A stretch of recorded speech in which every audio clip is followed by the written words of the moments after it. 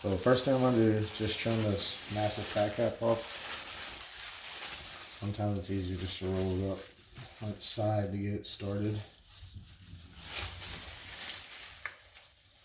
This one's slimy.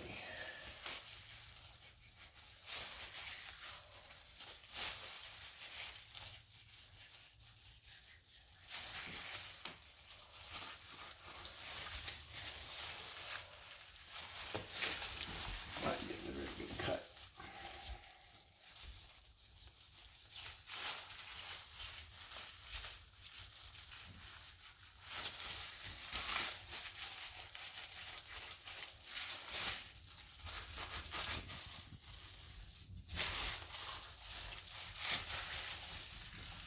You're gonna get a little bit of meat, but that's okay because on the top of it, there's a lot of like little layers of meat that looks like you're really cutting into the meat, but you're not. It's just a lot more fat underneath the little slivers of meat. These porklets came from GFS. They're cheaper, but they have a lot bigger fat cap on them than if you get them from Sam's. So I'm not really sure if you save any money. But I'll just take right here and try to trim off some of this.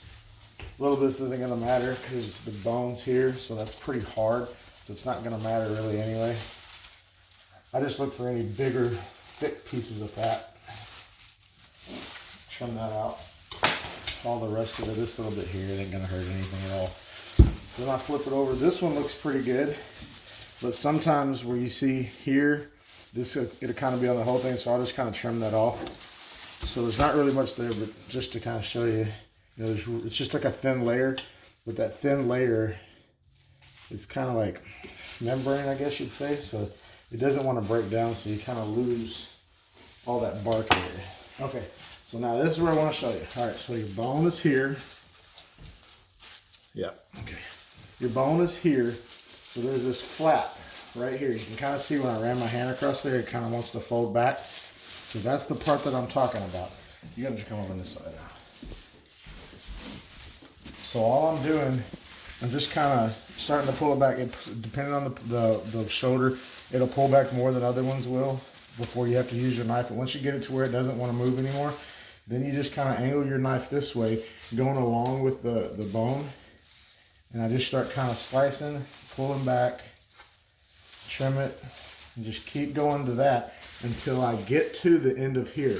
Because this is what I was talking about. See, this side you can't see it, but this side is where the bone is, so you can see it. So I'm going to keep trimming back until I get to right to that point. Just keep folding her back, and once you get to about here, it kind of gets to the bone. That's okay. You just kind of cut down. It ain't got to be perfect. And just kind of trim back so it's kind of even. And then once I get it back to just like this right here, this is where I was talking about. I just cut it in half. I start right there at that.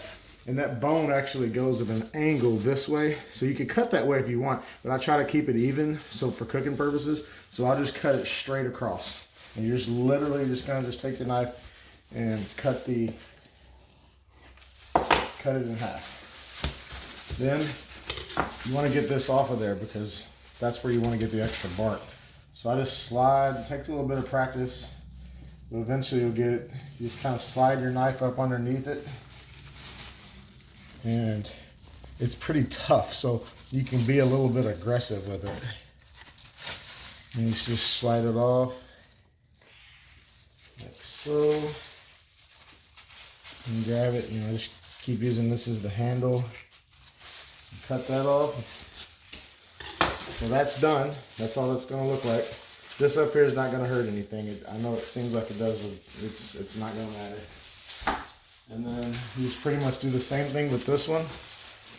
This side here, for some reason, doesn't seem to be as tough as it is on the horn side, which is what we just did. You're just going to kind of do the same thing. If you feel your knife getting up under the meat, just back up and go at it again.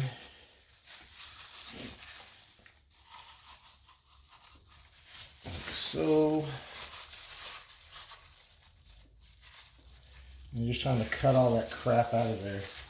And just this one here's got a lot. It just depends. Sometimes you don't really have to do this, and sometimes you do. Sometimes just knocking this little piece out is good enough, but this one has quite a bit.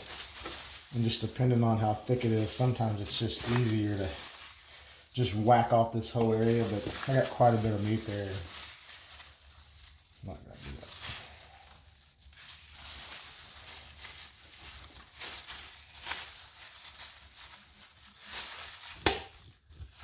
All right, so that's good enough. Which again, there's still a little bit here, but that little bit's not gonna matter. You know, you knocked out this big thick stuff, this thinner stuff, it'll just melt right through that. It'll melt down and it actually gives you a flavor. So that's it. That's how you trim a pork butt.